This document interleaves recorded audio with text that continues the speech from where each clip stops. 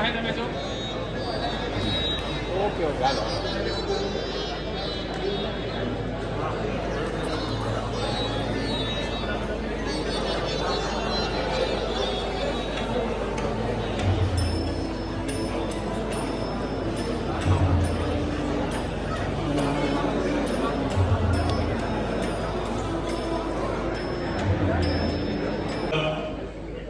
આજના કાર્યક્રમમાં 33 જિલ્લાઓના 33 ગુરુજનો, એક મહાનગરપાલિકા અને એક નગરપાલિકાના એ ચિત્રકૂટ એવોર્ડ વિનર 35 મહારથીઓનું આજે પૂજ્ય બાપુ દ્વારા એ ચિત્રકૂટ એવોર્ડ આપી અને સન્માન થનાર છે. એ ધન્ય ઘડી આવી પહોંચી છે. પૂજ્ય બાપુ આપણી વચ્ચે ઉપસ્થિત થઈ ચૂક્યા છે. આપણે સૌ આપણું સ્થાન ગ્રહણ કરીએ. પૂજ્ય બાપુ અને મહાનુભાવોને નમ્ર નિવેદન કે દીપ પ્રાગટ્ય કરશે કે શિક્ષકોનું સન્માન થઈ રહ્યું છે, આપણા પરિવારજનોનું સન્માન થઈ રહ્યું છે. આ સરસ મજાનો કાર્યક્રમ છે. વિશ્વ વંદનીય પૂજ્ય બાપુના દર્શન અને એની અમૃતવાણીનો લાભ આપણને મળનાર છે. સીતારામ બાપુના દર્શન અને એમની વાણીનો પણ આપણે લાભ લેનાર છીએ. ગુજરાત રાજ્ય પ્રાથમિક શિક્ષક સંઘના એ પ્રમુખ અને મહામંત્રી શ્રી અને હોદ્દેદાર શ્રીઓ પણ અહીંયા ઉપસ્થિત છે. ત્યારે આ કાર્યક્રમમાં ભાગ લેવા માટે પધારેલા આપણે સૌને મારું નમ્ર વિનંતી કે સભા મંડપની અંદર કોઈ ઊભું નહીં હોય અને કાર્યક્રમ દરમિયાન કોઈ બહાર નહીં જાય. એક બીજી વિનંતી છે કે દરેક પોતાનો મોબાઈલ છે સાયલેન્ટ મોડ ઉપર રાખશે, જેથી કરીને કાર્યક્રમ દરમિયાન આપણે ડિસ્ટર્બ ન થઈએ અને આપણો કાર્યક્રમ આપણે સૌ તાળીઓના ગડગડાટથી વધાવીએ. ગુજરાત રાજ્ય પ્રાથમિક શિક્ષક સંઘના પ્રમુખશ્રીનું એ ચાલુ ઉગાડીને સન્માન થઈ રહ્યું છે. બાપુ આશીર્વાદ આપી રહ્યા છે. હું વિનંતી કરું મહામંત્રી શ્રી ગુજરાત રાજ્ય પ્રાથમિક શિક્ષક સંઘ જયમીનભાઈ પટેલ આશીર્વાદ લેવા માટે પધારે. પછી બાપુને વિનંતી ચાલુ ઉગાડી. ત્યારબાદ ધારાસભ્ય શ્રી શિવાભાઈ ગોયલ અત્યારે ઉપસ્થિત રહી શક્યા નથી. ડીપીઓ સાહેબ પણ સમયની પાબંદીના હિસાબે ઉપસ્થિત રહી શક્યા નથી. આપણા ભાવનગર જિલ્લા પ્રાથમિક શિક્ષક સંઘના પ્રમુખ શ્રી અને મહામંત્રી શ્રી શાલ ઓઢાડી અને પૂજ્ય બાપુ દ્વારા સન્માન થઈ રહ્યું છે. આપણે સૌ તાળીઓના ગડગડાટથી વધાવીએ. મહુવા તાલુકાના એ આપણા આદરણીય અને ઉત્સાહી યુવાન ટીપીઓ સાહેબ શ્રી બારડ સાહેબનું સન્માન એ પૂજ્ય બાપુ દ્વારા થઈ રહ્યું છે. બારડ સાહેબને વિનંતી કે બાપુના આશીર્વાદ મેળવવા માટે પધારે.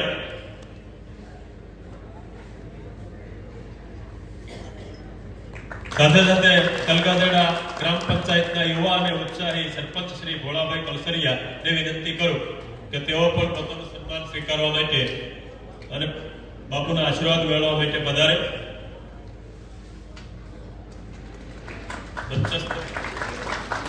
તમામ અનુભવો.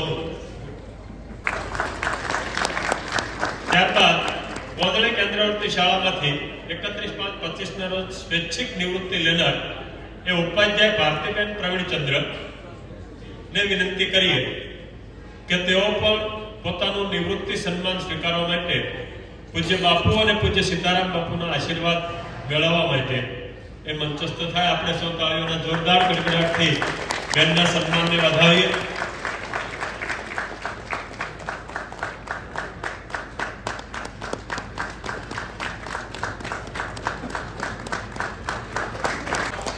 પોસ્ટ કાલીબેન, તાલુકો વઘઈ, જિલ્લો ડાંગ.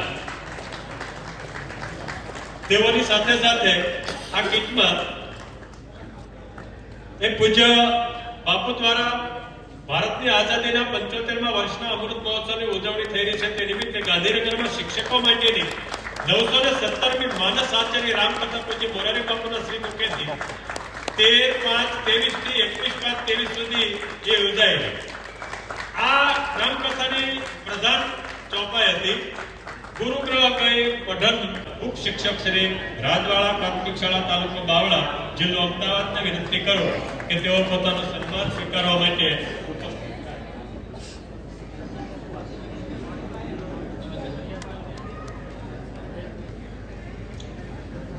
પ્રહલાદભાઈનું સન્માન થઈ રહ્યું છે. આપણે સૌ તાળીઓના જોરદાર ગડગડાટથી તેમને વધાવીએ.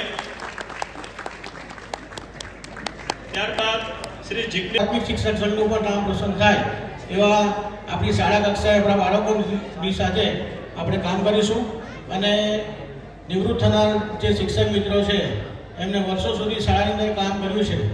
હવે તમારા નિવૃત્તિ સમયની અંદર ખૂબ મોટી રકમ પેન્શન અને બાકીની જે આપણી મળવાપત્ર રકમ છે મળવાની છે.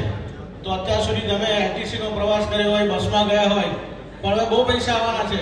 એટલે ભગવાન શ્રી રામના અયોધ્યા દર્શન કરવા જાઓ તો વિમાનમાં જજો અને બાકીની શેષ જિંદગી ખૂબ સરસ રીતે પસાર કરો એવી અભ્યર્થના. જય હિન્દ, જય ભારત. સન્માનિત કરે છે અને રાજ્યના શિક્ષકોનું દિવસે ને દિવસે ગૌરવ વધે એ માટે હમણાં જ આપણે ગઈ સાલ જ્યારે બાપુએ આપણા માટે એક પ્રાથમિક શિક્ષક માટે જ્યારે કથા કરી અને ગુજરાતના ઇતિહાસમાં પ્રાથમિક શિક્ષકોનું જે સમગ્ર રાજ્યમાં જે સન્માન માન જે વધારેલું છે એ માટે ગુજરાત રાજ્ય પ્રાથમિક શિક્ષક સંઘ કાયમી બાપુનો ઋણી હતો અને કાયમી ઋણી રહેશે. આજે સૌપ્રથમ તો હું અહીંથી નિવૃત્ત થયેલા શિક્ષકોને જમીનભાઈએ કીધું એમ એનું જીવન તંદુરસ્ત નિરોગી રહે એવી મા સરસ્વતીને અને આ જગ્યાની અંદર પવિત્ર જગ્યાની કે જ્યારે એનો વિદાય સન્માન થયો હોય ત્યારે ખૂબ સુખ સમૃદ્ધિ અને નિરોગી રહે એવી પ્રાર્થના. આખા રાજ્યનું સૌથી મોટામાં મોટું મ્યુઝિયમનો ઓપનિંગ કાર્યક્રમ છે. હોવાના કાર્યક્રમો રદ કર્યા છે બધા. અને નરેન્દ્રભાઈ મોદીની જે પ્રાથમિક શિક્ષણની ભૂમિ છે ને ત્યાં કાલે ગુજરાતનું સૌથી મોટું મ્યુઝિયમનું ઉદ્ઘાટન કરવા નરેન્દ્રભાઈ મોદી મુખ્યમંત્રી જઈ રહ્યા છે. અને પ્રાથમિક શિક્ષણને એમણે પણ પ્રાધાન્ય આપ્યું છે, વડાપ્રધાન અને અમિતભાઈ શાહે. એટલે આ ચિત્રપટ એવોર્ડ જે મેળવે છે આજે એમની પછી આ સદીમાં રાષ્ટ્રના વિકાસના ઘડતર માટેની જે કામગીરી ઉઠાવી રહ્યા છે એમને પણ પ્રેરણા મળે.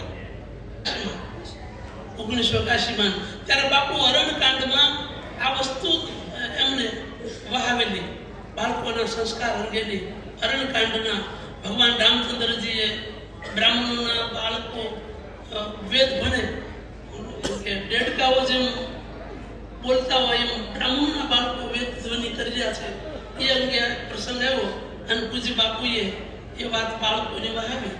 અમુક શિક્ષકો મને વાત કરી, અહીંયા બાજુ બાળકોએ કહ્યું એટલે હનુમાન ચાલીસા.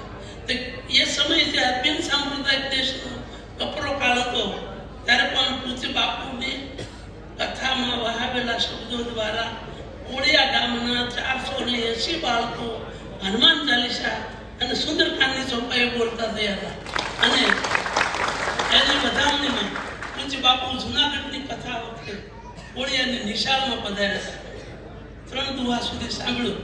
આ મહેન્દ્રભાઈ ત્યારે તમે ભણતા છો અને તો એ આજે અપીલ કરી છે. હવે તો સરકારે સહકાર આપ્યો, ગીતાને અભ્યાસક્રમમાં લાવ્યા ત્યારે એ ગીતા અને રામાયણની ચોપાઈઓ આજે આનંદ થયો કે પૂજ્ય બાપુએ આ ચોપાઈ છપાવી અને દરેક નિશાળોમાં મૂકી.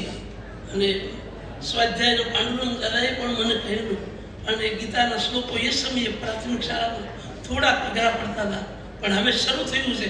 અત્યારે તો બાળકોનું આઈક્યુ પણ વધ્યું છે. બાળકોનું વિદ્યાર્થીઓનું આઈક્યુ તો કેટલે સુધી વધ્યું છે ભગવાન નહીં કે એક યુવાન નોકરી માટે તરસતો હતો એટલે મંદિરમાં ગયો, ભગવાન પાસે જઈને કે ભગવાન મને નોકરી આપે એવું કંઈક કરો ને. તો ભગવાન કે બેટા તું કાંઈ નાળિયેર કે સાકર કે પ્રસાદી નથી લાવ્યો. તો ભગવાન તમે ફળની આશા રાખ્યા વગર કામ કરો ને. આ બાળકો એટલે અત્યારે એની સામે તમારે કામ કરવાનું છે. ગીતામાં ભગવાને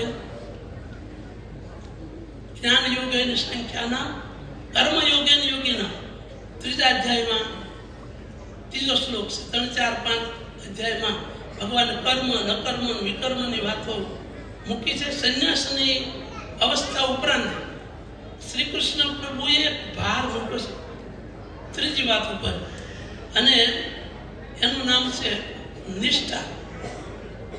આપણે સાંભળીએ આત્મનિષ્ઠા, આત્મનિર્ભરતા આ બધા શબ્દો, પણ નિષ્ઠા એ ગુણનું સ્વતંત્ર મૂલ્ય છે.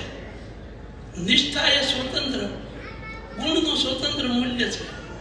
અને એવી નિષ્ઠાવાન વ્યક્તિઓ જે કેળવણીકારોએ ચારે કહી છે એમાં બીજા સ્થાને શિક્ષક છે. નિષ્ઠાવાન આદેશનો આપ લોકો જે કહો અમને સરકાર ભારણ આપે છે કામમાંથી નવરા મતગણતરી ઇત્યાદિ, પણ સરકારને શિક્ષક ઉપર જેટલો વિશ્વાસ છે એટલો એક કર્મચારી પર નથી. એ શિક્ષક બીજા નંબરે એટલે કહું, પહેલું નિષ્ઠાવાન વ્યક્તિત્વ જેનું છે માં, બીજું માસ્તર, ત્રીજું મહાત્મા અને ચોથો ગુરુ. માં, શિક્ષક, સંત અને ગુરુ, મહાત્મા એટલે. અને પછી લખ્યું છે કે આ ચાર વ્યક્તિત્વ નરને નરોત્તમ બનાવે છે. ખૂબ ખૂબ પ્રણામ. મને આ કહેવાનો મોકો પણ આપ્યો એ માટે. સુશિક્ષિત લોકો વચ્ચે ભણતરની વાત ચાલી હોય, શિક્ષકની વાત ચાલી હોય, અને હું એક કલાકાર. હા, સરસ્વતીનો મારા પર આશીર્વાદ છે એટલું હું માનું છું. અને તમારા પ્રેક્ષકો જે આ બધા બેઠા છે એમને વંદન કરીને એટલું જ કહીશ કે વિદ્યા એ તો વિદ્યા સરસ્વતીના આશીર્વાદ હોય. એને જેને મળે એ ખરેખર ભાગ્યશાળી હોય. અમને ભણતર થકી વિદ્યા ન મળી, પણ કલા થકી સરસ્વતીનો આશીર્વાદ મળ્યો. એ મારા માટે ખૂબ મોટી વાત છે. હું અહીંયા આવું છું અને આ ધરતીની સુગંધ એ જ મારા માટે આશીર્વાદ છે સરસ્વતીના. બાપુ, ખૂબ ખૂબ ધન્યવાદ. તમે મને અહીંયા આમંત્રણ આપો છો, અહીંયા માન આપો છો, એ માટે ઋણી છું તમારી. આભાર. થેન્ક યુ પ્રેક્ષકો. ખૂબ ખૂબ સુખી રહો. નાના હો તે અને મોટા હોય એમના મને આશીર્વાદ મળે મારાથી. આભાર બેનશ્રી. આપણે જેમની રાહ જોઈ કે આ બેન જોડિયાથી આવ્યા એ મોરારી બાપુના શિક્ષક, મોરારી બાપુના વિદ્યાર્થી. મારો વિદ્યાર્થી કોઈ દિવસ શિક્ષક એવોર્ડ સુધી પહોંચે જ નહીં. આવું લાગતું છે. કારણ કે હું ન પહોંચો એ મારા વિદ્યાર્થી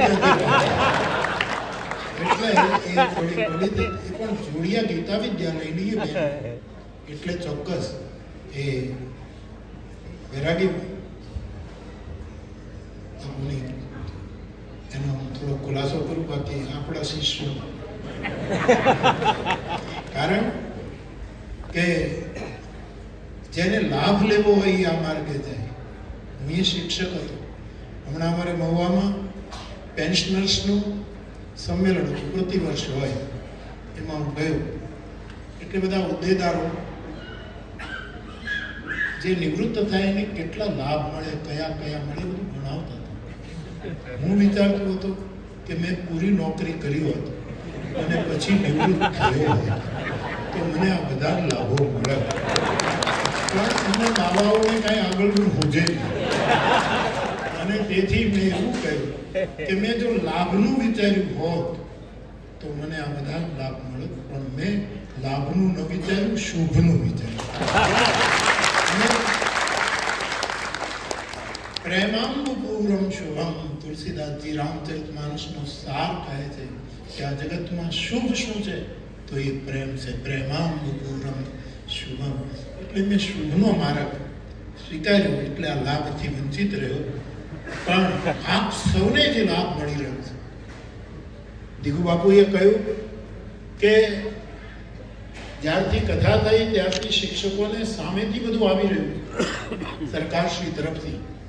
એ ભગવત કૃપા છે. મારે વિશેષ આપને કંઈ કહેવાનું ન હોય. આપે સારું કામ કર્યું છે એટલે જ આ બધું કપરું કામ છે કે આટલા જિલ્લાઓમાંથી એક એકને શોધવા. એમાં ભાવનગર જિલ્લામાંથી કોઈ છે નહીં. મહુવા તો આપણો જિલ્લો નથી એટલે હજી ધારાસભ્યશ્રી બેઠા છે. ત્યારે કદાચ મહુવાને એવો લાભ મળે. એટલે મારા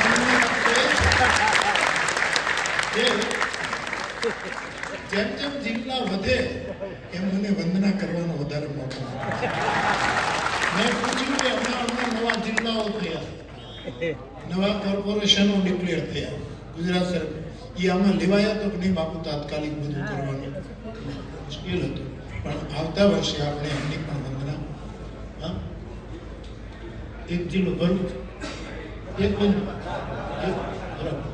વધારે બને તો અહીં આવે બધા. જેટલા શ્રેષ્ઠ શિક્ષકો આપણા ગુજરાતમાં પાકે એ વિદ્યા ક્ષેત્રનું સદભાગ્ય છે, અને તેથી આપણે ઈચ્છીએ કે આવું બધું થાય. બીજું તો આપને શું કહેવાનું સાહેબ, પણ શિક્ષકો વિશે હું પણ એક શિક્ષક રહ્યો એટલા માટે મને કંઈક કહેવાનો અધિકાર છે, કારણ કે મેં આ કામ કર્યું છે. અને તેથી મને બહુ જ આનંદ થયો કે દિગુ બાપુ અને આખા સંઘે જ્યારે મેં શિક્ષકોને કથા આપી અને ગાંધીનગરમાં એક બહુ સુચારુ રૂપે એ કથાનું આયોજન પાર પડ્યું. યશસ્વી વડાપ્રધાન શ્રી પણ પધાર્યા એમના એક કાર્યક્રમમાં, અને બધાએ આ કાર્યક્રમને ખૂબ વધાર્યો. અને વિશેષ પ્રસન્નતાએ કે ગાંધીનગરની આ કથામાં જે બે પંક્તિ રામચરિતમાનસની લીધી હતી એ આજે દરેક સ્કૂલમાં પહોંચી ગઈ. એ કાર્ય મારા એક શિક્ષકે એને વ્રત લીધું હતું કે હું દરેક સ્કૂલમાં એ પહોંચાડીશ, અને અહીંયા પણ એ વિતરિત થયું. બીજું, રામાયણ અને ગીતાની વાત, મારી પાસે એક આ વિચાર આવ્યો કે બાપુ અમે અમારું બાળક નાનું એવું હજી તો સ્કૂલમાં જવાની શરૂઆત કરી છે, એને ખબર ન પડે એમ નાનકડી ગીતા એને સ્કૂલ બેગમાં નાખી દીધી. આ વિચાર મારી પાસે આવ્યો એટલે મને એમ થયું કે આ વિચાર બહુ મહત્વનો છે. એટલે મેં જાહેરમાં કહ્યું કે ભગવદ્ ગીતા અને રામચરિતમાનસ, આટલું મોટું રામચરિતમાનસ ન લઈ જઈ શકે તો ભૂસુંડી રામાયણ એ રામચરિતમાનસનું સાર છે, અથવા તો હનુમાન ચાલીસા. આ દરેક બાળકના સ્કૂલ બેગમાં જો હોય, હા કોઈને ધર્મને લીધે તકલીફ થતી હોય તો કોઈએ દબાણ નહીં કરવાનું, કોઈને કોઈની સાધનાને મુશ્કેલી પડતી હોય તો દબાણ નહીં કરવાનું, પરંતુ સનાતન ધર્મની મારી તમારી બે કોઈ આંખો હોય તો એ રામાયણ અને ગીતા છે. તમે તમારા બાળકોના દફતરમાં રામાયણ અને ગીતા મૂકશો તો એ તમે પુસ્તક નથી મોકલા, તમે એને જોવાની બે આંખો આપો છો કે આ બે આંખોથી દુનિયાને જોઈશ તો આખું જગત બહુ સુંદર લાગશે, બહુ સત્યમય લાગશે, પ્રેમમય લાગશે, કર્મ પણ કોઈના ઉપર દબાણ નહીં કરવાનું, કોઈ નિયમ નહીં તૂટવો જોઈએ. અને સાહેબે જાહેરાત કરી કે અમે દરેક સ્કૂલમાં દરેક વિદ્યાર્થી સુધી આ પહોંચાડવાનું. સાહેબ ઘણા મને એમ કહે કે એ દવા આપણી બેગમાં રાખીએ, સમયસર દવા ન લઈએ તો ફાયદો કરે. મેં કીધું આ દવા નથી, દુઆ છે. આ ખાલી દવા નથી, આ દુઆ છે, અને એ દુઆ તો ખૂણે ખાતરે પડી હોય તો એ કામ કરે. એટલે આ બંને નિર્ણય માટે હું સંઘને અને મારા શિક્ષકોને ખૂબ ખૂબ વધાઈ આપું છું. પરંતુ કોઈ જગ્યાએ દબાણ નહીં કરતું, કોઈને તકલીફ થાય એવું આપણે, કારણ કે આપણી શાળામાં અનેક ધર્મના ભાઈ બહેનો ભણતા હોય, એને મુશ્કેલી પડે એવું આપણે કંઈ નહીં કરવું, પણ સ્વાભાવિક રીતે થાય તો આ એક સારી નિશાની છે. તલગાચરણે આ દિવસોમાં શિક્ષકોનો એક નાનકડો કુંભ ભરાય છે. મહાકુંભ તો પણ એક નાનકડો એવો કુંભ છે, અને એ કુંભમાં આપ પધાર્યા છો ત્યારે 4 પુરુષાર્થ છે આપણે શિક્ષકો માટે, જે મારે કંઈ કહેવું છે તે 4 પુરુષાર્થ, અને એ જ પાછા 4 ફળ: ધર્મ, અર્થ, કામ અને મોક્ષ. અને 4 પુરુષાર્થો પણ કહે છે, અને પાછા એને ફળ પણ કહે છે. જ્યારે પુરુષાર્થ કરીએ એ જ આપણે એને ફળ માનીએ તે દિવસે આપણો મહિમા ખૂબ ઊંચો થઈ જાય, કારણ કે આપણે પુરુષાર્થ જુદો અને ફળ જુદું માનીએ છીએ. સ્વાભાવિક છે કે આપણે કર્મ કરીએ એનું ફળ આપણે જુદું માંગીએ, પરંતુ એવું મળે પણ ન પણ મળે ત્યારે આપણા આધ્યાત્મિક જગતમાં 4 પુરુષાર્થ છે: ધર્મ, અર્થ, કામ અને મોક્ષ. અને પાછા એ પુરુષાર્થની સાથોસાથ એ જ ફળ છે. અને ઘણા પૂછે કે રામ રામ રટવાનું ફળ શું? મેં કહ્યું તો રટવાનું શરૂ કર્યું એ જ એનું ફળ છે. પણ તેને પહેલા મળ્યું પછી તે રટવાનું શરૂ કર્યું. તો આ મારા ને તમારા એટલે કે શિક્ષક જીવનમાં મેં વારંવાર કહ્યું છે કે હજી પણ હું શિક્ષક જ છું. ભલે જુદા ક્ષેત્રમાં છું, જે કંઈ હોય તે આપ સૌની શુભકામના, પણ હું શિક્ષક છું અને શિક્ષક હોવાનું મને આજ પણ એટલો જ આનંદ છે. હર કેટલું મેં હંમેશા કહ્યું મારી વર્ગ સંખ્યા વધી ગઈ છે અને પહેલા હું 40 ને શાંત નહોતો રાખી શકતો, એ 40,000 ને શાંત રાખી શકતો. એટલે મને શિક્ષક હોવાનો આનંદ છે. મને 2-3 શિક્ષકોએ હમણાં આ દિવસોમાં પૂછ્યું કે બાપુ અમે કુંભના મેળામાં આવીએ, મેં કહ્યું ત્યાં ટાઢ બહુ છે અને શિક્ષકો સહન ન કરી શકે. બહુ જ કોમળ જાત, બહુ ધ્યાન રાખે, મિનિટે ખોરાકની, પહેરવેશની વ્યવસ્થાનું એટલું બધું જતન કરે. તમે તો કુંભનું નામ જ લેતા તો વિનોદ કરું. પણ આ 4 પુરુષાર્થ અને 4 એના ફળ, હું ને તમે જો શિક્ષક છીએ તો આપણો ધર્મ શું? એ જ આપણો પુરુષાર્થ અને એ જ આપણો એ કયો? 3 વસ્તુ મને સમજાણ. જોકે મેં વધારે શિક્ષણ કાર્ય કર્યું નથી, હું કથા તરફ મારો આત્મા હતો. એટલે જેટલો સમય હું કથા શિક્ષક તરીકે રહ્યો એટલો સમય મેં આનું ધ્યાન રાખ્યું છે. આપને ઉપદેશ આપવા માટે નથી કહેતો, ખાલી વિચારો રજૂ કરું અને વિચાર બહુ મોટું કામ કરે. પેરિસમાં પેલો પાશ્ચાત્ય વિદ્વાન, શું નામ બોલી, એ કાર લઈને જાય છે અને સિક્યુરિટી ફોર્સના જવાનોએ એને અટકાવ્યો. ઇતિહાસ છે, મોટો ચિંતક. એને અટકાવીને કીધું કે સોરી સર, મારે તમારી કાર ચેક કરવી છે, આમાં કંઈ વાંધાજનક તો નથી ને? કે પેરિસ જતો હતો. એટલે કહ્યું યસ. એ પોતે નીચે ઉતરી ગયા, હેડ ખોલી, આપ જોયું સિક્યુરિટી ફોર્સે બધું તપાસ્યું. 2 મિનિટમાં કહ્યું સોરી સર, આમાં કંઈ વાંધાજનક નથી, વાપરો. અને પેલો માણસ ગાડીમાં બેસતા બેસતા કહે છે મારી કારમાં એક પણ વસ્તુ વાંધાજનક નથી, પણ મારી કારમાં હું પોતે જ એક વાંધાજનક છું. એટલે શું કે મારી પાસે જે વિચારો છે આખા પેરિસની ગલી ગલીમાં બેઠા, એનું તમે શું કરશો? આ વિચારોનું બહુ મોટું ભવિષ્ય છે. શિક્ષકોની પાસે હું વિચાર રજૂ કરું છું, આવું ઉપદેશ નથી આપતો, પણ વિચાર રજૂ કરું. આપણો ધર્મ કયો? 3 વસ્તુ આપણો ધર્મ. એક, આપણે સ્વાધ્યાય કરવો જોઈએ. બીજું, આપણે અધ્યયન કરવું જોઈએ.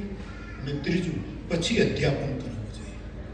જે શિક્ષક સ્વાધ્યાય નથી કરતો, જે શિક્ષક પોતે અધ્યયન નથી કરતો, એ વાંચતો નથી. જુદા જુદા કેટલા મહાપુરુષો આપણે ત્યાં થયા, દેશ વિદેશ, એના વિચારોનું વાંચન થવું જોઈએ, એનો સ્વાધ્યાય થવો. આપણે બાળકોને ગૃહ કાર્ય સોંપીએ છીએ, આપણું ગૃહ કાર્ય શું? કેટલા નવા ગૃહ કાર્યો આપણે શોધ્યા છે.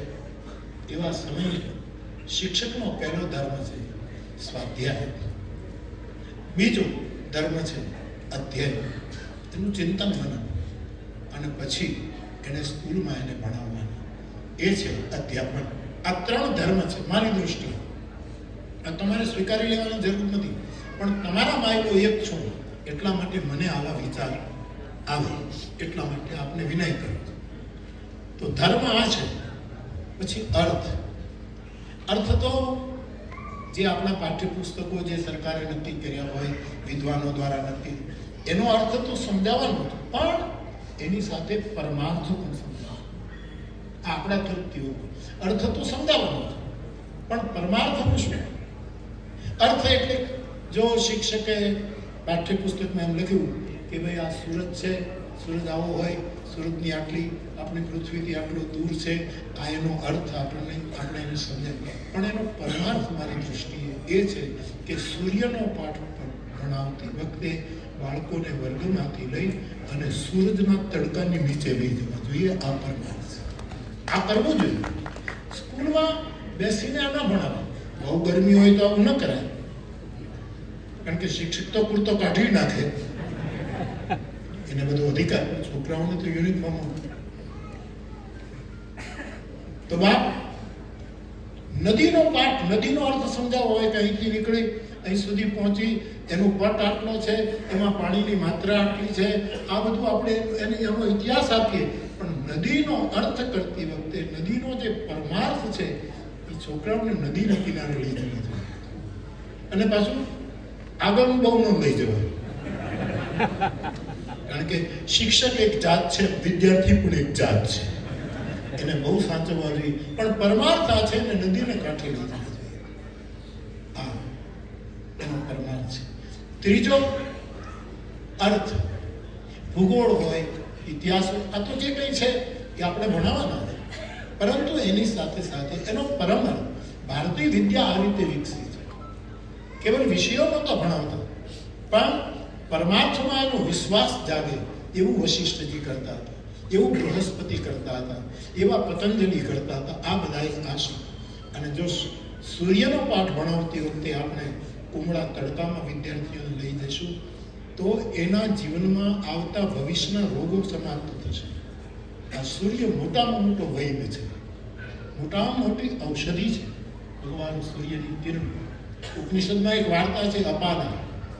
અપાલા નામની એક સુંદર સ્ત્રી છે, ઉપનિષદ કાળમાં, અતિ બુદ્ધિમાન, અતિ વિદ્યાવાન, અતિ સુંદરી, વય પણ એવી, તમામ લક્ષણો મા બાપના એનામાં ઉતરેલા સારા લક્ષણો. એમનું એક બહુ સારા યુવક સાથે લગ્ન થાય છે, આખ્યાયિકા છે ઉપનિષદ. અમુક સમય પછી એના પતિને ખબર પડી કે અપાલાની કોણી ઉપર સફેદ દાગ છે, અને એને આપણે એક સમયમાં કોડ કહેતા હતા કે સફેદ. હવે તો બધું ખલાસ થઈ ગયું છે, આજના ઔષધિ આવતું કાઢી નાખ્યું છે, એટલે ભગવત કૃપા. પણ ખાલી કોણી ઉપર રૂપિયા આટલો અપાલાનો સફેદ દાગ હતો. એના પુરુષને 2-3 વર્ષ પછી આ ખબર પડી કે મારી પત્નીને તો આ રોગ છે. અને એક દિવસ એણે કહ્યું કે હું તને નહીં રાખું, હું તને ઘરમાંથી કાઢી રાખું, તે છુપાયું છે. એટલે કાંઈ મેં કે છુપાવવાનું કંઈ કારણ નથી, આટલું છે અને ઔષધિથી મટી જશે. બહુ ખાનદાનની દીકરી, એમણે બહુ વિનય કર્યો, પુરુષ માન્યો નહીં, અને છેવટે અપાના ઘર છોડે છે. એને એમ થયું કે એવા સંસારમાં રહેવું જેવું નથી. અને એ સ્ત્રી ઉપનિષદના આરણ્યકોમાં બ્રાહ્મણોની પાસે, ઋષિઓની પાસે બ્રાહ્મણ ગ્રંથોનું અધ્યયન કરવા માંડી. અને એમાં એક ઋષિ એને કહ્યું કે બેટા તું સૂર્યની ઉપાસના કર. અને એણે સૂર્યની ઉપાસના શરૂ કરી. ઉપનિષદ એમ કહે છે કે 1 વર્ષે સૂર્યની ઉપાસના પછી એની કોણીથી સફેદ દાગ ખતમ થઈ ગયા છે. અને એ યુવાન અપાલા પોતાના પતિને ખબર પડી કે મારી પત્નીને આ એક દાગ હતો, એ નીકળી ગયો. અને પછી વિનંતી કરતો કરતો આવ્યો છે, મારી ભૂલ થઈ ગઈ, હું પાછું સ્વીકારવા તૈયાર છું. ત્યારે કહ્યું કે હવે હું તારી પત્ની નથી, મારા મા બાપની દીકરી નથી, સાસુ સસરાની વહુ નથી, હવે હું સૂર્યની દીકરી છું. સૂર્ય એક ઔષધિ છે, સૂર્ય એક વૈદ્ય છે. પણ આપણે ખાલી બાળકોને વર્ગમાં જ બેસે. હું જ્યારે ભણતો ત્યારે તો આવું હતું. અમારી આ દલગાજરડાની પ્રાથમિક શાળા છે, એમાં અમને આંગણામાં જ બેસાડતા, તડકાની નીચે બેસાડતા. નદીએ પૂર આવ્યું હોય ત્યારે જગન્નાથ સાહેબ કે મોહનભાઈ બાપા એ અમને પૂર જોવા માટે લઈ જતા હતા. એ આના પરમાર્થ, પ્રકૃતિના બધા જ તત્વોને વિષયોમાં આવ્યું હોય એનો અર્થ સમજાવતી વખતે આ પરમાર્થ સમજાવવો આ આપણો પુરુષાર્થ પણ છે અને આપણું ફળ પણ છે. ધર્મ, અર્થ અને કામ. કામ એટલે હંમેશા કામ શબ્દ આવે છે ને એટલે આપણા મગજમાં ખાલી એક દૈહિક વિચાર જ આવે છે. પણ બહુ જ ખોટો અર્થ આપણે કર્યો. કામ એટલે માનો એક શરીર જ કેન્દ્રમાં દેખાય. કામ શાસ્ત્રો એમ કહે છે કે જે કાર્યમાં તમને રસ પડે એ બધું કામ છે. મને કથા કરવામાં રસ પડે તો હું ભોગવી રહ્યો છું, હું એ રસને પી રહ્યો છું. તમને શ્રવણ કરવામાં રસ પડે તો એ તમારું કામ છે. કામ વગર તમે રસ વગર ન કરી. આપણી દીદી આટલા વર્ષે સાહેબ, એ તો તમે જોજો 5 વાગે. આજ મને બીક હતી કે શું કરશે ખબર નહીં, પણ મેં આટલા વર્ષોથી આદરણીય દીદીને હું જોઉં છું. અને હજી પણ એટલા જ એક્ટિવ, એટલી સ્ફૂર્તિ, જે કલા એને પ્રાપ્ત થઈ છે એ કલા એણે સંગ્રહિત ન રાખી વેચવાનું કામ કર્યું. પદ્મશ્રી તો બહુ ઓછું છે ભાઈ, પદ્મશ્રી તો બહુ નાનું કહેવાય, પણ રસ છે એના સંવાદોમાં, એના નર્તનમાં, એના નાટ્ય પ્રયોગોમાં, સિરિયલમાં કે પિક્ચરમાં. આખું એક જુદું જ એની પાસે એક રસમય વાતાવરણ. એટલે કામ એટલે રસ. મારે ને તમારે રસિક રહેવું જોઈએ અને બાળકોને રસિક બનાવવા જોઈએ. જે બાળકો નિરસ થઈ જાય એ શું કામ? ઘણી વખત તપસ્યાનો અર્થ અનેક ધારાઓમાં ખોટો થયો. તપસ્વી એટલે નિરસ. એ તપને રસમાં રહીને મર્યાદાનું ઉલ્લંઘન ન કરવું એ સાચો તપસ્વી. મર્યાદાની કોઈ પણ નૃત્યાંગના નૃત્ય કરતી હશે રસમય, અને એ કોઈની મંચ પર પડી ગઈ એવું કોઈ થયું ને મંચની પડી, એને મર્યાદાનો ખ્યાલ છે કે આ મારી બોર્ડર છે, આ મારું સ્ટેજ છે. તો રસ, કામ એટલે રસ. આપણને આપણા કાર્યનો રસ હોવો જોઈએ. હવે તો બધું નહીંતર હું જ્યારે શિક્ષક હતો ત્યારે મેં જોયું છે કે આપણે સીએમનો રિપોર્ટ મૂકીએ, રસમય કામ. મારા ને તમારા સ્વધર્મમાં જે આપણો રસ છે, ઇન્ટરેસ્ટ છે, એ કામ મને તમને રામ સુધી પહોંચાડી શકે. તો આ પુરુષાર્થ પણ છે અને ફળ પણ છે. ધર્મ, અર્થ, કામ અને છેવટે મોક્ષ. આ ત્રણમાંથી જો શિક્ષક સારી રીતે પસાર થાય તેને મોક્ષ માટે કોઈ અનુષ્ઠાન કરવાની જરૂર નથી. એના હાથમાં, એની મુઠ્ઠીમાં એની જે નિવૃત્તિ, આ 4 નિવૃત્ત થયા, એને હવે મોક્ષની શું જરૂર? એના હાથમાં મુક્તિ છે. તો આપણા શિક્ષકો આપણે આવી રીતે કંઈક આગળ વધીએ તો મને એમ લાગે છે કે મુક્તિ આપણી મુઠ્ઠીમાં આવી જશે. બહુ સારું કાર્ય થઈ રહ્યું છે સંત તરફથી. દિલીપસિંહ બાપુને યાદ કર્યા. એના કાળમાં ગાંધીનગરમાં આટલું મોટું શિક્ષક ભવન થયું અને આજે આ બધા જ વડીલો બહુ સારી રીતે આમ. ઘણા લોકો કહેતા હોય છે કે આ બધું કેમ પસંદગી થાય છે, શું થાય છે, પણ એ બધાએ કામ કર્યું છે. કે બધાને તો એક સાથે લાભ નહીં અપાય.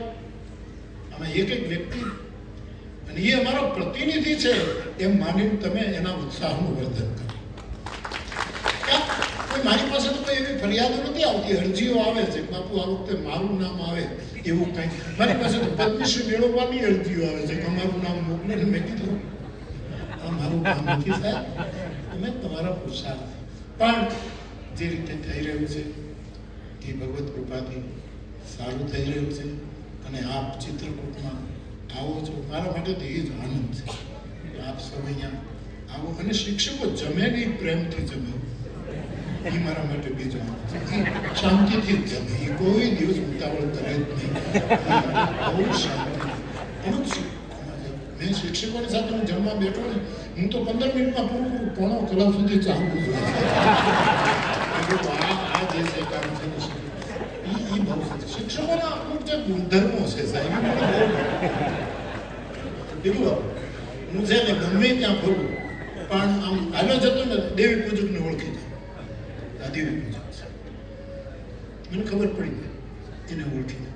હું આમ ગમે ત્યાંથી નીકળું અને ચારણ કઢવીને જોઉં, મને ખબર પડી જાય આ દેવી પુત્ર છે, આની પાસે બે તો આચામણી. અને હું ગમે ત્યાંથી નીકળું આમ પાછળથી જોઉં, મને ખબર પડે આ મારો પ્રાથમિક શાળાનો શિક્ષક છે. મને કોઈ ઓચિંતા એને ઘરે લઈ જાય કે આવો તો બાપુ હું જતો હોઉં કે બીજે લઈ જાય, એના ઘરમાં હું પગ મૂકું અને 2-3 છાપાઓ જો આમ વ્યવસ્થિત ગોઠવેલા હોય હું શિક્ષક જ છું. સૌરાષ્ટ્ર સમાચાર, દિવ્ય ભાસ્કર, ગુજરાત સમાચાર, આમ બધું જ વ્યવસ્થિત નામ હોય એવું. એટલે કે હું વિનોદ કરું છું પણ શિક્ષકમાં આ બધી ઉર્જા છે. શિક્ષકમાં શુદ્ધિ પણ છે અને પવિત્રતા પણ છે. એટલી શુદ્ધિ કામ નહીં કરે, પાવિત્ર હોવું જોઈએ. અને પાવિત્ર જ્યારે હું તમે આપણા ક્ષેત્રમાં રહીને આવું કાર્ય કરીશું. અને એક વસ્તુ મારા પાસે હમણાં નિવૃત્તિનો કાર્યક્રમ એમાંય કીધું, વિદ્યા સહાયકના પગારનું બાપુ કંઈક કરો. હજી નથી થયું, હજી નથી. વિદ્યા સહાય, વિદ્યામાં જેણે સહાય કરી એના પગાર નથી ભરતા. જેણે કાંઈ સહાય ન કરી એ પેન્શન સુધી પહોંચી ગયા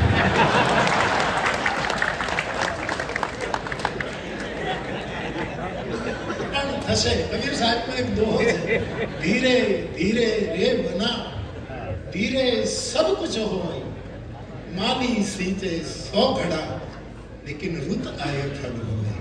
तो ये मैंने पानी पीवाने के तो मैं करते फल नहीं आता है. तो धीरे धीरे પણ શિક્ષકને બધા હકો મળવા જોઈએ અને શિક્ષકોએ એ હકો પ્રાપ્ત કર્યા પછી પૂરેપૂરી જવાબદારી ધર્મપૂર્વક, અર્થપૂર્વક, કામમાંની રસપૂર્વક અને મુઠ્ઠીમાં નિવૃત્તિ આવી જાય. કુંભના મેળામાં ડૂબકી મારીને મોક્ષ મળે એમ નહીં, અક્ષયવટની ડાળ પકડી અને પડી જઈને મોક્ષ મળે એમ નહીં, કાશીમાં પર્વત મિલાવીએ અને મોક્ષ મળે એમ નહીં, અને ગિરનારમાં ભૈરવજગનો કૂદકો મારી આપણી મુઠ્ઠીમાં મોક્ષ આવી જાય. વેદ તો એમ કહે અયમ નહીં હસ્તો ભગવાન, અયમ નહીં ભગવતરહ.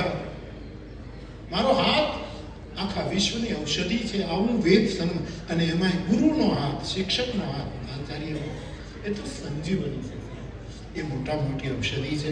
આવો આપણામાં રહેલી ક્ષમતાને આપણે વધારે ને વધારે વિશ્રામદાયી વિકાસ આપીએ અને વિદ્યા ક્ષેત્રને ખૂબ જ યશ મળે. ગુજરાતનું શિક્ષણ બીજી જગ્યાએ એના આદર્શનો પડઘો પડે એવી હનુમાનજીના ચરણમાં પ્રાર્થના કરું છું. આવતા રહેજો. અમારો આ રાજા છે નિવૃત્ત થઈ ગયો છે, 2-3 એવોર્ડ લઈ ગયો છે, પણ હજી એ શિક્ષક તરીકે એટલું બધું વિચાર્યા કરે છે, મારે આ કરવું છે. ગુજરાતના કોઈ પણ પ્રાંતમાં જાઓ તે પહોંચી જાય અને એવી સ્કૂલો ગોતી આવે જ્યાં દૂર દૂરથી નાની નાની દીકરીઓ પગે ચાલીને ભણવા જતી હોય એને એ સાયકલ અપાવે. એ કંઈ વાપરીને 20 દીકરીઓ આવી દીકરીઓ 50 દીકરીઓ. અને અમારે તો વ્યાસપીઠના જે મનોરથી હોય એને જ કહેવાનું હોય કે ભાઈ તું આટલો મોટો ખર્ચ કરે, હમણાં જ 20 દીકરીઓને સાયકલ. આ છોકરો હજી પણ એટલો બધો એક્ટિવ છે, એને કંઈક શિક્ષણનું શું કરવું હતું તારે? એને શું કરવું હતું?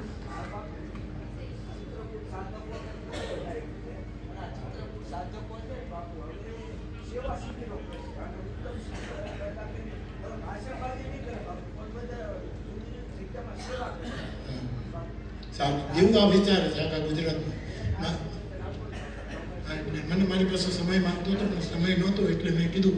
પણ સર્વજન હિતાય, સર્વજન સુખાય, સર્વજન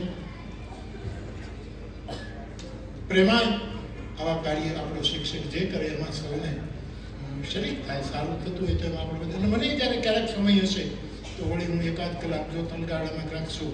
હમણાં બહુ બિઝી છું, કારણ કે એટલા માટે બિઝી છું કે હું ઇઝી છું.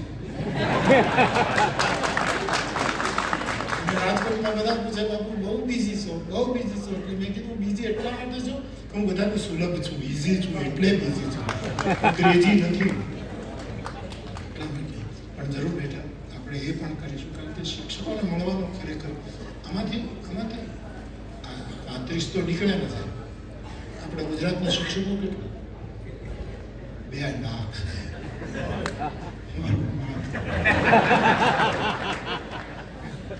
શિક્ષકો એમાંથી 35 નીકળ્યા સાહેબ.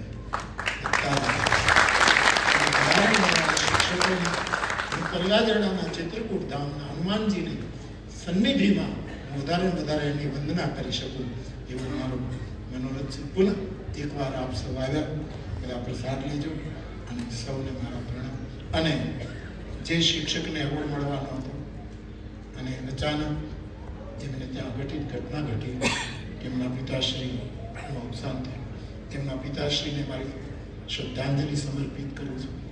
એમના પરિવારને મારા તરફથી દિલસોજી પાઠવું છું કે આવું બન્યું. પુનઃ એકવાર એમને હું શ્રદ્ધાંજલિ આપું છું.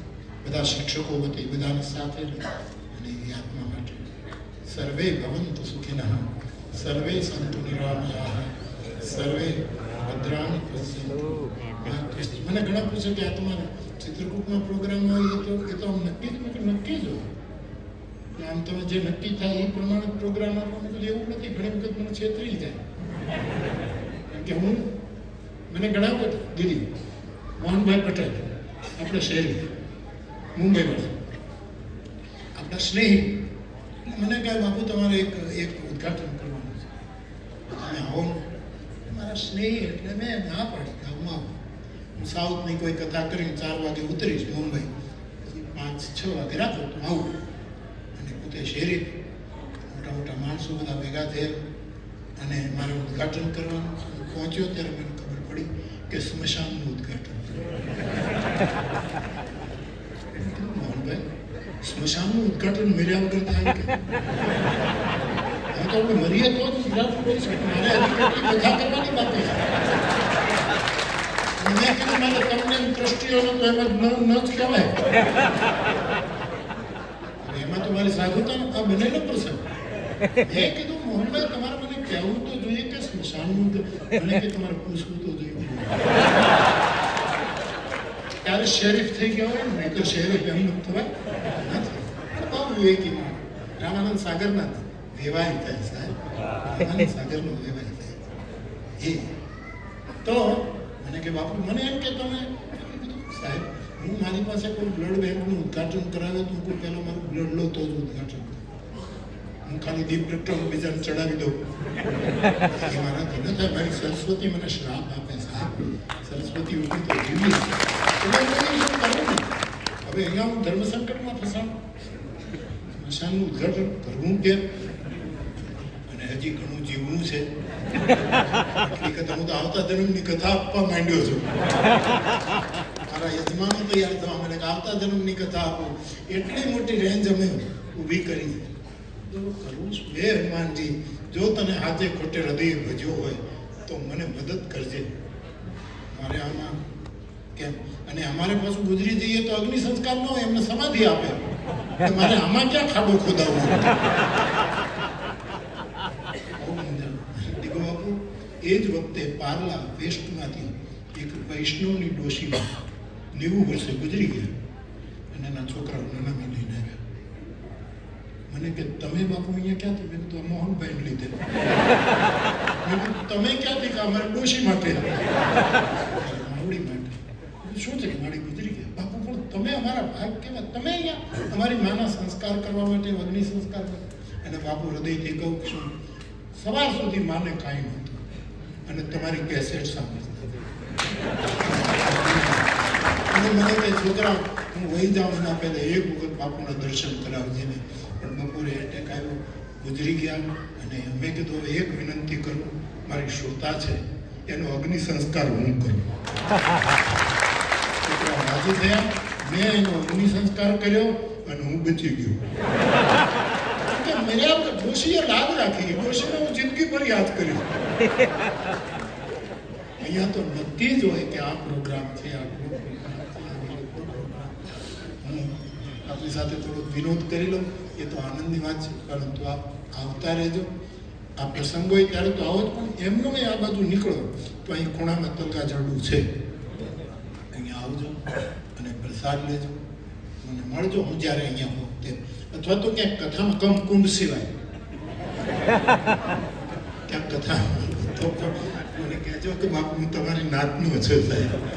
એટલે મને આનંદ થશે. વિશેષ કહીને કે શિક્ષક સંઘને ખૂબ ખૂબ ધન્યવાદ. આપ સૌ હાજર રહો છો. એ વખતે તો આપણા શિક્ષણ મંત્રી પણ હાજર હતા, પોતે પણ હતા. આવું કાયમ સાત્વિક કાર્યક્રમ તલગાજડામાં યોજાતો રહે એવી હનુમાનજીના ચરણોમાં પ્રાર્થના કરીને પુનઃ એકવાર આપ સૌને મારા પ્રણામ. જય સિયારામ.